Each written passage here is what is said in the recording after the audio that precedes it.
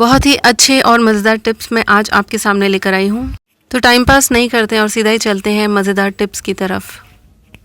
ये वाली टिप मेरी शिमला मिर्च को कट करने को लेके है। शिमला मिर्च 2 तरीके से आती हैं, एक में ऐसे 3 हिस्से होते हैं और कुछ मिर्चें ऐसी होती हैं जिसमें 4 हिस्से होते हैं।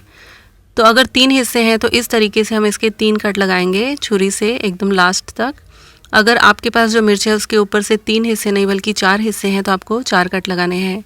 ख्याल रखें कि कट आप बिल्कुल एंड तक लगाएं, जहाँ पे उसकी डंडी होती है वहाँ तक आपको लगाना है। ऐसा करने से क्या होगा कि बहुत ही आसानी से खुल जाएगा। ये देखिए, ये बहुत ही क्लीनली नीटली खुला है, बिल्कुल भी शेप ख़राब नहीं हुई है हमारी मिर्च की। और इसके जो बीज हैं वो भी आसानी से बिल्कुल अलग हो गए हैं, थोड़ी सी भी वेस्टेज नहीं हुई है। ये जो वाइट पार्ट दिख रहा है उसे अलग कर सकते हैं। बीज और डंडी बिल्कुल अलग हो गई है। अगर आपको लगता है डंडी पे थोड़ा बहुत रह गया है तो आप उसे कट करके यूज़ कर सकते हैं, वैसे कुछ खास इसमें बचा नहीं है। अब जो बची हुई शिमला मिर्च है उसमें इस तरीके से अगर कहीं थोड़े बहुत बीज रह जाएं तो उन्हें निकाल लें। और ये जो सॉफ्ट वाला वाइट पार्ट है वैसे तो मैं यूज़ कर लेती हूँ, आप चाहें तो इसे कट कर सकते हैं। बहुत ही क्लीनली ये कट हो गया है। अब अगर आपको चाइनीज़ बनाना है तो इस तरीके से लंबा लंबा कट कर सकते हैं।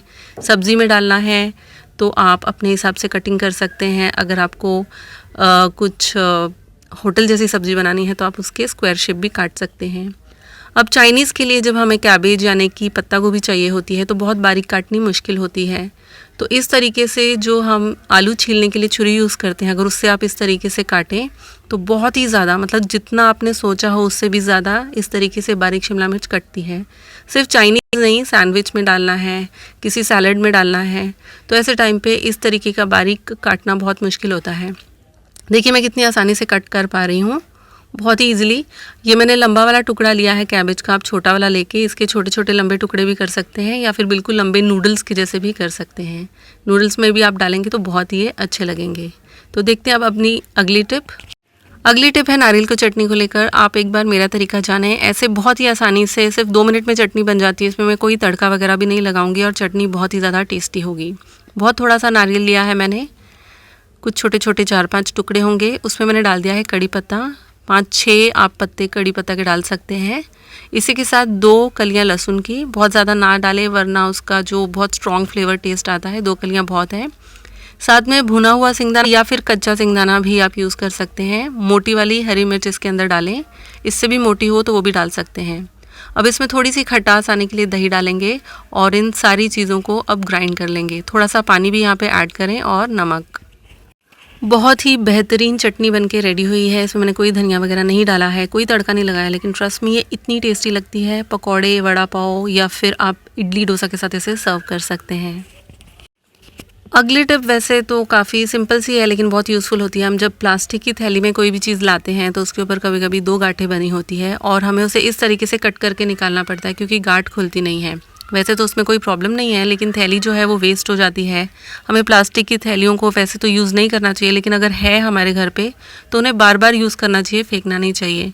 रीसाइकल रीयूजिंग ही हमें करनी चाहिए। तो इसे खोलने के लिए, ताकि ये वेस्ट ना हो, इसके ऊपर का हैंडल ख़राब ना हो, आप कोई पेंसिल या फिर छुरी ले लें, इसकी गांठ में इस तरीके से डालें और फिर थोड़ा सा ऐसे ऐसे शेक करें और गांठ देखिए कैसे जादू की तरह खुल गई है। ये देखिए, इससे टाइट गांठ हो तो वो भी बहुत ही आसानी से खुल जाती है। अगर आपको ऐसे डाउट आ रहा है तो मैं एक बार आपको फिर से दिखाती हूँ। इसमें से गांठ बांधेंगे। अब पेंसिल के बजाय अगर आपके पास शार्प टिप वाली कोई छुरी है, चक्कू है, उसे भी यूज़ कर सकते हैं। देखिए पेंसिल डाली, ऐसे ऐसे किया और गांठ निकल गई।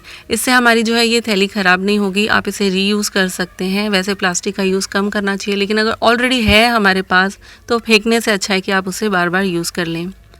अगली टिप है मेरे बेटी के लिए, आपके बच्चों के लिए। बहुत बार ऐसा होता है कि हम उन्हें 10,000 पेंसिलें भी दे दें, रबर दे दें तो भी वो घुमा देते हैं। इस तरीके की इरेज़र वाली मैं पेंसिल यूज़ करती हूँ ताकि हैंडी हो उनके हाथ में, फटाफट से जब उन्हें चाहिए तो वो यूज़ कर लें। लेकिन उससे भी वो तोड़ फोड़ देते हैं, ख़त्म कर देते हैं। तो ऐसे मैं क्या करती हूँ, उसकी जितनी भी पेंसिल्स हैं उन सब पे इस तरीके से रबर चढ़ा के रखती हूँ। वैसे ये रेगुलर यूज़ के लिए नहीं है, रबर हाथ में होनी चाहिए, लेकिन समझ लीजिए वो लिख रहे हैं और रबर यहाँ वहाँ कहीं सोफ़े के अंदर घुस गई है, नहीं दिख रही है, तो उस टाइम पे जो भी लिखा हुआ है बहुत ही आसानी से रब हो जाता है। देखिए बिल्कुल ही नीट एंड क्लीन हो गया है। तो आप भी अपने बच्चों के सारे पेंसिल्स पे इस तरीके से चढ़ा कर रखें, सिर्फ इमरजेंसी यूज़ के लिए। बाकी टाइम पे आप नॉर्मल रबर यूज़ कर सकते हैं। अगली टिप है सिलाई की फिरकी को लेकर। बहुत बार ऐसा होता है कि अच्छी सिलाई नहीं आती है, धागा टूट जाता है। वैसे तो उसके बहुत सारे कारण होते हैं, लेकिन एक बहुत बड़ा मेजर कारण होता है कि जो फिरकी होती है वो गंदी होती है। ये देखिए कितनी गंदगी इसके अंदर से निकली है। आप क्या करें, किसी भी ईयरबड को लेके इस फिरकी को अच्छी तरीके से साफ़ करें और फिर उसके बाद इसके अंदर धागा डालें। आप ऑयलिंग कर लें अपनी मशीन को भी, और हो सके तो फिरकी पे भी थोड़ा सा तेल लगा लें। इस तरीके से क्लीनिंग करने के बाद आप इसके अंदर धागा डालते हैं तो बहुत चांसेस कम हो जाते हैं धागा टूटने के, और आपकी मशीन भी बहुत ज़्यादा स्मूथ चलती है। तो ये सारे टिप्स अगर आपको पसंद आए तो मेरी वीडियो को लाइक करें, और इसी तरीके के टिप्स आप फ्यूचर में भी जानना चाहते हैं तो चैनल को सब्सक्राइब करके बेल आइकन दबा दें, ताकि आप कोई भी नोटिफिकेशन मिस ना करें। मैं बहुत ही सिंपल ईजी रेसिपीज़ और बहुत सारे टिप्स अपने चैनल पर शेयर करती रहती हूँ। आज के लिए बस इतना ही। Thank you so much for watching my video and you have a nice day. Bye bye.